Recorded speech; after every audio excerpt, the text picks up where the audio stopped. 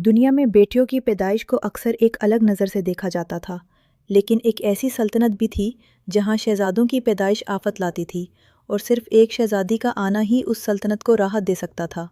یہ کہانی ایک ایسی شہزادی کی ہے جو تقدیر سے لڑ کر اپنے 5 کھوئے ہوئے بھائیوں کو واپس لانے کی ہمت رکھتی تھی۔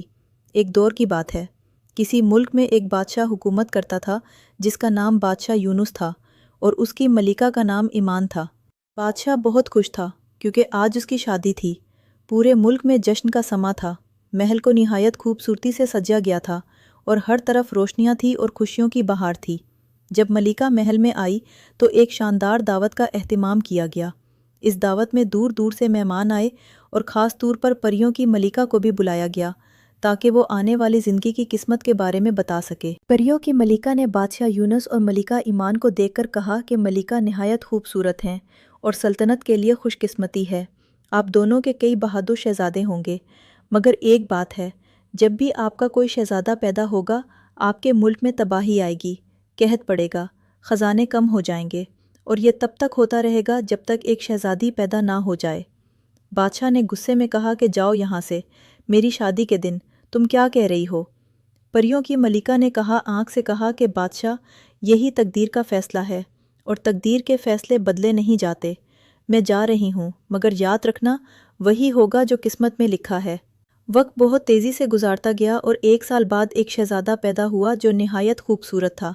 شہزادے کا نام ایان رکھا گیا۔ پورے ملک میں خوشیوں کا سماں تھا، جشن منائے گئے اور محل روشنیوں سے جگمگا اٹھا۔ لیکن اچانک پورے ملک میں ایک بہت بڑا طوفان آ گیا۔ تیز بارشیں ہر طرف تباہی مچا گئی، کھیت کھالیاں سب برباد ہو گئی اور ملک میں قحط کی سی حالت پیدا ہو گئی۔ ملکہ یہ سب دیکھ کر بہت پریشان تھی، مگر بادشاہ پھر بھی پرسکون رہا۔ ملکہ نے کہا کہ کیا میرا بیٹا منحوس ہے؟ کیا یہ طوفان اسی کی وجہ سے آ رہے ہیں؟ بادشاہ نے کہا کہ ملکہ، یہ بس رب کی طرف سے ایک آزمائش ہے، ہمارا شہزادہ معصوم ہے، تم یہ سب مت سوچو۔ کچھ وقت بعد ملکہ نے دوسرے بیٹے کو جنم دیا جس کا نام شہزادہ فرحان رکھا گیا، مگر حالات بہتر ہونے کے بجائے اور خراب ہو گئے۔ ملک میں زبردست زلزلہ آیا جس نے کئی علاقے تباہ کر دیے۔ 1 سال بعد ایک اور شہزادہ پیدا ہوا جس کا نام مہران رکھا گیا، لیکن اس کی پیدائش کے کچھ دن بعد پھر سے طوفانی بارشیں شروع ہو گئی اور ملک میں تباہی پھیلتی رہی۔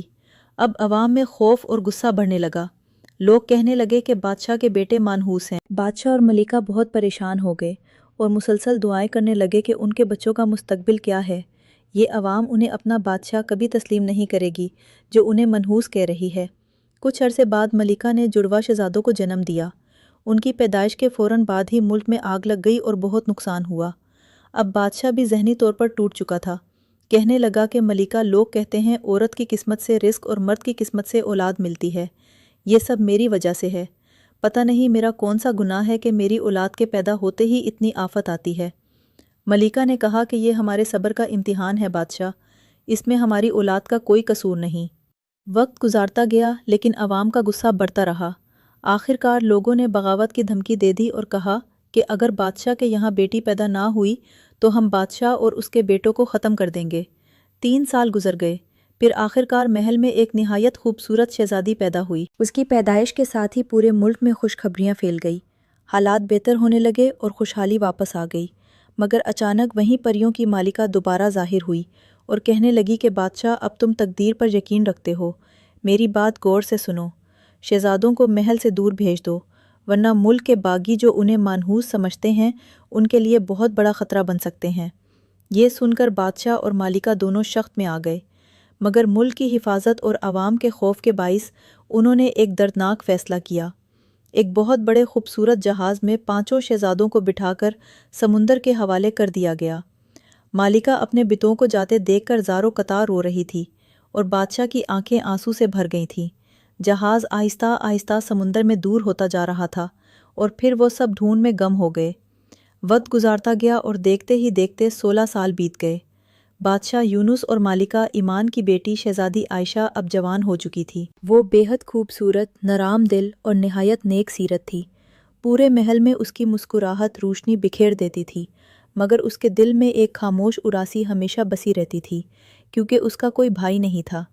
وہ اکثر محل کے باغ میں اکیلی بیٹھی پھولوں سے باتیں کرتی رہتی۔ اسے پھولوں سے خاص محبت تھی۔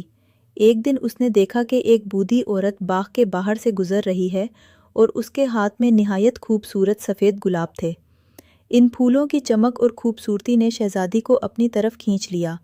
شہزادی نے فوراً اسے بلایا اور کہا کہ کیا میں ان پھولوں کو لے سکتی ہوں؟ یہ پھول بہت خوبصورت ہیں۔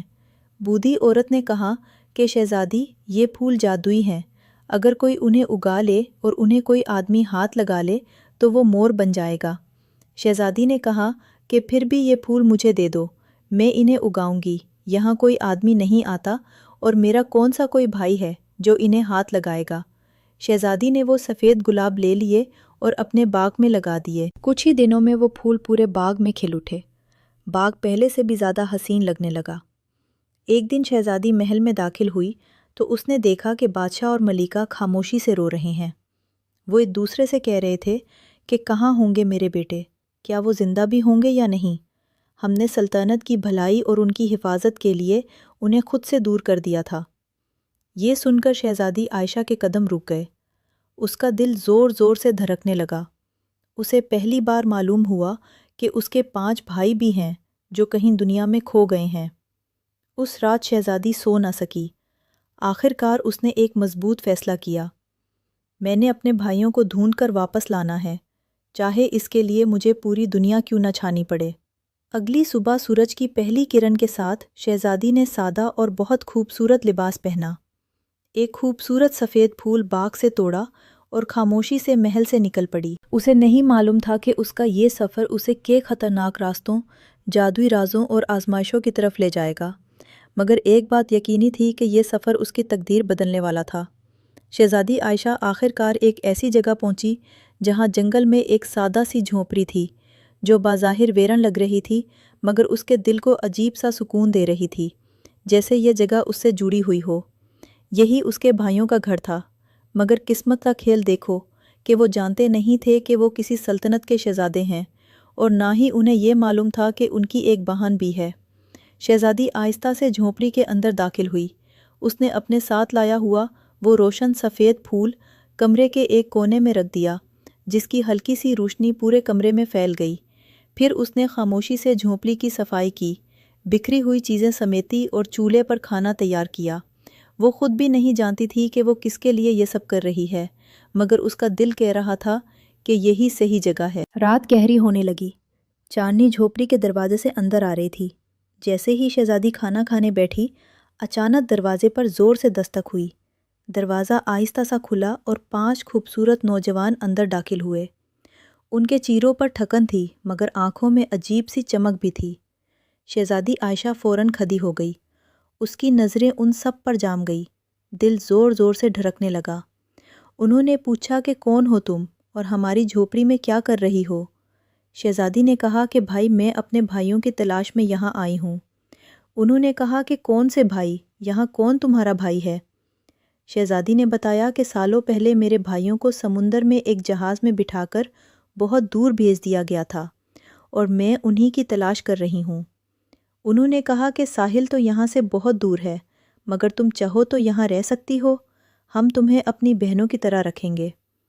شہزادی عائشہ نے اسی جھونپڑی میں رہنا شروع کر دیا، مگر اس کا دل اب بھی بے چین تھا۔ اس محسوس ہوتا تھا کہ اس کی منزل ابھی باقی ہے، جیسے کوئی راز ابھی کھلنا باقی ہو۔ وہ 5 اجنبی نوجوان جو در حقیقت اس کے بھائی تھے، اسے ایک بہن کی طرح رکھتے تھے، اس کی عزت کرتے، اس کا خیال رکھتے اور اس کی حفاظت کرتے۔ انہیں حیرت ہوتی کہ ایک نازک اور خوبصورت لڑکی اپنے گھر اور آرام چھوڑ کر اتنا لمبا سفر کیسے کر سکتی ہے۔ ایک دن شام کے وقت جب سورج ڈوب رہا تھا اور آسمان سنہری رنگ میں ڈھالا ہوا تھا، 5 نوجوان باہر بیٹھے تھے۔ ان کے چہروں پر اداسی تھی۔ ان میں سے ایک نے آہستہ سے کہا کہ ہم کون ہیں؟ ہماری پہچان کیا ہے؟ ہمارے ماں باپ کون ہیں؟ ہمیں بس اتنا معلوم ہے کہ ہمیں ایک مچھرے نے سمندر کے جہاز میں سے نکالا تھا اور اسی نے ہمیں پالا تھا۔ پھر اس کے مارنے کے بعد ہم اس جنگل میں آ گئے۔ کیا کبھی ہمیں ہماری پہچان ملے گی یا ہماری ساری زندگی ایسے ہی گزر جائے گی؟ جب وہ 5 اس طرح باتیں کر رہے تھے تو اچانک وہاں پریوں کی ملکہ آئی اور اس نے کہا کہ تم 5 بادشاہ یونس کے بیٹے ہو اور شہزادی عائشہ تمہاری بہن ہے اور یہی تمہاری پہچان ہے۔ وہ حیران ہو کر ایک دوسرے کا منہ دیکھنے لگے کہ کیا ہم اس ملک کے شہزادے ہیں اور عائشہ ہماری بہن ہے۔ پھر وہ دوڑ کر اندر گئے۔ جب وہ پانچوں اندر پہنچے تو شہزادی عائشہ کھانا پکا رہی تھی۔ انہوں نے کہا کہ عائشہ، ہم ہی تمہارے بھائی ہیں جن کی تم تلاش کر رہی تھی۔ ہم ہی وہ شہزادے ہیں جنہیں ان کے ماں باپ نے ایک جہاز میں بٹھا کر سمندر کے حوالے کر دیا تھا۔ شہزادی کی آنکھیں خوشی کے آنسو سے بھر گئیں۔ اس نے کہا کہ آخر کار میں نے تمہیں ڈھونڈ لیا، اب ہم سب اپنے گھر واپس جائیں گے۔ بابا، تم سب کو بہت یاد کرتے ہیں۔ رات گہری ہو چکی تھی۔ سب نے فیصلہ کیا کہ وہ صبح ہوتے ہی محل کی طرف روانہ ہوں گے۔ تھکان کے باعث سب جلد ہی سو گئے، مگر شہزادی عائشہ کی آنکھوں میں نیند کہاں۔ آہستہ سے وہ اٹھی اور وہ روشن سفید گلاب اٹھا کر جھوپڑی سے باہر جنگل میں دور جا کر رکھ آئی۔ اس کے دل میں خوف تھا کہ کہیں اس کے بھائی نادانستہ اسے چھو نہ لیں۔ وہ واپس آئی مگر اس کا دل بے چین تھا۔ اگلی صبح سورج کی پہلی کرن کے ساتھ سب جاگ اٹھے۔ پانچوں نوجوان سفر کی تیاری میں جنگل کی طرف نکلے تاکہ کچھ پھل اکٹھے کر سکیں۔ اچانک ان کی نظر ایک عجیب روشنی پر پڑی، وہی سفید گلاب جو ہلکی سی چمک رہا تھا۔ سب کے دل میں ایک ہی خیال آیا کہ وہ یہ پھول اپنی بہن کو تحفے میں دیں گے۔ وہ سب ہنستے ہوئے اس پھول کی طرف دوڑے۔ میں دیتا ہوں، نہیں میں دیتا ہوں۔ اور جیسے ہی پانچوں کے ہاتھ ایک ساتھ اس پھول پر پڑے، اچانک ایک تیز روشنی پھالی، ہوا زور سے چلنے لگی اور اگلے ہی لمحے وہ پانچوں خوبصورت مور بن گئے۔ اسی وقت شہزادی عائشہ جھوپڑی سے باہر نکلی اور یہ منظر دیکھ کر اس کے قدموں تلے زمین نکل گئی۔ وہ ٹوٹ گئی۔ میری بھائی، مجھے چھوڑ کر مت جاؤ، وہ چیخنے لگی۔ شہزادی عائشہ جنگل میں زمین پر بیٹھی رو رہی تھی۔ کچھ ہی دیر پہلے وہ اپنے محل واپس جانے کا سوچ رہی تھی، مگر اب ایسا لگ رہا تھا جیسے اس کی ہر امید ٹوٹ چکی ہو۔ ہوا خاموش تھی، درخت ساکت کھڑے تھے اور اس کے آنسو زمین میں جذب ہو رہے تھے۔ اچانک اس کے سامنے ایک نرام سی روشنی پھالی اور اسی روشنی میں پریوں کی مالکہ ظاہر ہوئی۔ شہزادی نے آنسو بھری آنکھوں سے اس کی طرف دیکھا۔ پریوں کی مالکہ نے سنجیدگی سے کہا کہ عائشہ، تم تقدیر سے نہیں لڑ سکتی، ہاں، مگر تم اپنے بھائیوں کو واپس انسان بنا سکتی ہو، اگر تم 5 سال تک خاموش رہو۔ یاد رکھنا، ان 5 سالوں میں نہ صرف تمہیں خاموش رہنا ہے، بلکہ تم ہر رات اپنے بھائیوں سے رات کے وقت قبرستان میں ملو گی، وہ بھی اکیلے۔ رات کی سیاہی ہر طرف پھیل چکی تھی۔ درختوں کے سائے زمین پر ایسے لگ رہے تھے جیسے کوئی خاموش راز چھپا ہو۔ ہوا ہلکے ہلکے چل رہی تھی، مگر اس میں بھی ایک عجیب سی اڑاسی تھی۔ شہزادی عائشہ خاموشی سے ان تاریک راستوں پر چلتی رہی، یہاں تک کہ وہ ایک پرانے قبرستان تک جا پہنچی۔ وہاں ہر طرف ٹوٹی ہوئی قبریں تھیں اور ماحول میں ایک گہرا سناٹا چھایا ہوا تھا۔ اچانک ہوا میں ہلکی سی سرسراہٹ ہوئی اور کچھ ہی لمحوں میں 5 مور آ کر اس کے ارد گرد جمع ہو گئے۔ وہیں اس کے بھائی تھے۔ شہزادی نے کہا کہ میرے بھائیوں، مجھے اب 5 سال تک خاموش رہنا ہے۔ میں تم سب سے روز قبرستان میں ملنے آؤں گی، ہر رات کو۔ شہزادی عائشہ خاموشی اور اداسی کے ساتھ جھونپڑی میں زندگی گزارنے لگی۔ دن گزارتے گئے، مہینے بیتے اور اس کی خاموشی اس کی سب سے بڑی آزمائش بن گئی۔ ایک دن ایک شہزادہ اس جنگل سے گزرا، اس کا نام زیان تھا۔ جب اس کی نظر اس خوبصورت مگر خاموش لڑکی پر پڑی تو وہ حیران رہ گیا۔ اس نے گھوڑے سے اتر کر اس کے قریب آ کر پوچھا کہ آپ کون ہیں اور اس ویراں جنگل میں کیا کر رہی ہیں؟ شہزادی کچھ نہیں بول سکتی تھی۔ شہزادے نے سوچا کہ شاید جنگل کی تنہائی اور خوف نے اس لڑکی کے دماغ پر گہرا اثر ڈالا ہے، مجھے اس کی مدد کرنی چاہیے۔ شہزادے کو شہزادی پر ترس آیا۔ شہزادے نے شہزادی کو اپنے گھوڑے پر بٹھا کر محل کی طرف لے جانا چاہا۔ شہزادی بے باس تھی، وہ کچھ کہہ بھی نہیں سکتی تھی، کیونکہ اس کی خاموشی ہی اس کے بھائیوں کی زندگی تھی۔ راستے میں شہزادی نے خاموشی سے اپنی مٹھی کھولی اور سرسوں کے بیج زمین پر گلانا شروع کر دیے تاکہ اس کے بھائی اسے ڈھونڈ سکیں۔ اسی رات جب 5 مور قبرستان آئے اور شہزادی کو نہ پایا تو وہ بے چین ہو گئے۔ پھر انہوں نے دیکھا کہ راستے بھر سرسوں کے ننے ننے پودے اگے ہیں۔ وہ فوراً اس راستے پر چل پڑے اور آخر کار ایک شاہی محل کے قریب ایک قبرستان میں پہنچ گئے۔ کچھ دیر بعد شہزادی عائشہ بھی اسی قبرستان میں آ گئی۔ جب اس نے اپنے بھائی موروں کو دیکھا تو اس کی آنکھوں میں خوشی کے آنسو آ گئے، مگر وہ پھر بھی خاموش رہی۔ شہزادہ زیان کو شہزادی کی معصومیت، خوبصورتی اور خاموشی میں ایک عجیب کشش محسوس ہوئی۔ اس نے کہا کہ میں نہیں جانتا کہ تم کون ہو، مگر تمہاری معصومیت نے میرا دل جیت لیا ہے۔ کیا تم مجھ سے شادی کرو گی؟ شہزادی نے سوچ لیا کہ اس طرح سے میں روز اپنے بھائیوں سے بھی ملتی رہوں گی۔ اس نے اپنی خاموشی سے ہاں کہہ دی۔ شہزادہ زیان نے شہزادی کی خاموشی کو اس کی رضامندی سمجھا، مگر شادی کے بعد بھی وہ ایک لفظ نہ بولی۔ وقت گزارتا رہا، دن مہینوں میں اور مہینے سالوں میں بدلتے گئے، یہاں تک کہ 5 سال پورے ہونے میں اب صرف 3 دن باقی رہ گئے تھے۔ ایک رات ہر طرف گہری خاموشی تھی، چاندنی محل کی دیواروں پر بکھاری ہوئی تھی۔ اسی خاموشی میں شہزادی عائشہ آہستہ سے اپنے کمرے سے نکلی اور حسب المعمول قبرستان کی طرف چل پڑی، مگر اس بار ایک نوکرانی نے اسے دیکھ لیا۔ وہ حیران رہ گئی کہ مالکہ کی بہو رات کے اندھیرے میں اکیلی کہاں جا رہی ہے۔ وہ چپکے اس کے پیچھے گئی، اور جب اس نے قبرستان میں شہزادی کو 5 موروں کے ساتھ دیکھا تو اس کا خوف سے رنگ اٹھ گیا۔ وہ فوراً واپس محل کی طرف بھاگی اور سیدھی ملکہ کے پاس جا پہنچی۔ ہامتی ہوئی اس نے کہا کہ ملکہ، شہزادے کی بیوی کوئی چڑیل یا جادوگر نہیں ہے، میں نے اپنی آنکھوں سے اسے قبرستان میں 5 موروں کے ساتھ دیکھا ہے۔ ملکہ نے کہا کہ میں جانتی تھی کہ کچھ تو گڑبڑ ہے، یہ لڑکی خاموش رہتی ہے اور جنتر منتر کرتی ہے، میرے بیٹے کی زندگی پر منحوس سایہ ہے یہ۔ ملکہ نے فیصلہ کیا کہ کل سب کے سامنے اس جادوگرنی کو زندہ جلا دیا جائے گا۔ شہزادی عائشہ اپنے کمرے میں گہری نیند میں سو رہی تھی۔ کمرہ پرسکون تھا، باہر ہلکی سی روشنی پھیل رہی تھی۔ اچانک فرش پر سرسراہٹ کی آواز گونجی اور کمرے کے مختلف کنوں سے کئی زہریلے سانپ نکلنے لگے۔ وہ آہستہ آہستہ رینگتے ہوئے شہزادی کی طرف بڑھنے لگے۔ اسی لمحے شہزادی کی آنکھ کھلی اور یہ منظر دیکھ کر وہ خوف سے ساکت رہ گئی۔ اس کی سانسیں تیز ہو گئی، دل زور زور سے دھڑکنے لگا۔ وہ چیخنا چاہتی تھی، مدد کے لیے پکارنا چاہتی تھی، مگر وہ کچھ نہیں کر سکتی تھی۔ اس کی زبان بند تھی، اس کی خاموشی ہی اس کی سب سے بڑی مجبوری تھی۔ سانپ اب اس کے قریب آ چکے تھے، ان کے فان پھیلے ہوئے تھے، خطرہ بس چند لمحوں کی دوری پر تھا۔ اچانک کھڑکی کی طرف سے تیز ہوا کا جھونکا آیا اور اگلے ہی لمحے 5 مور کمرے میں داخل ہوئے اور انہوں نے ان تمام زہریلے سانپوں کو مار بھگایا۔ اس کی جان بچ گئی، مگر ملکہ نے اپنا ارادہ نہیں بدلا۔ کہنے لگی کہ یہ کوئی جادوگرنی ہے جس نے جادو کے ذریعے میرے بیٹے کو قابو کر رکھا ہے، جو راتوں کو قبرستان جاتی ہے۔ مور اسے سانپوں سے بچاتے ہیں، اس سے پہلے کہ شہزادہ واپس آئے میں اسے ختم کر دوں گی۔ کل سب کے سامنے میں اس جادوگرنی کو زندہ جلا دوں گی۔ آج شہزادی عائشہ کے امتحان کا آخری دن تھا۔ صبح کے وقت وہ محل کے باغ میں کھڑی تھی، اس کے دل میں ایک عجیب سی خوشی تھی۔ بس چند لمحے اور سب کچھ ٹھیک ہو جاتا، مگر اچانک محل کے سپاہی وہاں پہنچ گئے اور سکاتی سے بولے کہ شہزادی آپ کو گرفتار کیا جاتا ہے۔ شہزادی نے کوئی مزاحمت نہیں کی، وہ خاموشی سے ان کے ساتھ چل پڑی، مگر اس کی آنکھوں میں خوف تھا اور دل میں ایک ہی سوال تھا کہ کیا میں اپنے بھائیوں سے ملنے سے پہلے ہی ختم ہو جاؤں گی؟ اسے ایک بڑے میدان میں لایا گیا جہاں آگ جلانے کی تیاری ہو رہی تھی۔ لوگ جمع تھے، سب کی نظریں اس پر تھی۔ اسی وقت آسمان میں بے چینی سے اڑتے ہوئے 5 مور نمودار ہوئے۔ وہ بار بار نیچے آ رہے تھے، جیسے اپنی بہن کو بچانا چاہتے ہوں، مگر بے باس تھے۔ لوگ یہ منظر دیکھ کر حیران رہ گئے۔ شہزادی کو آگ کے قریب لے جایا گیا، شعلے بلند ہو رہے تھے، ہر لمحہ خطرناک تھا۔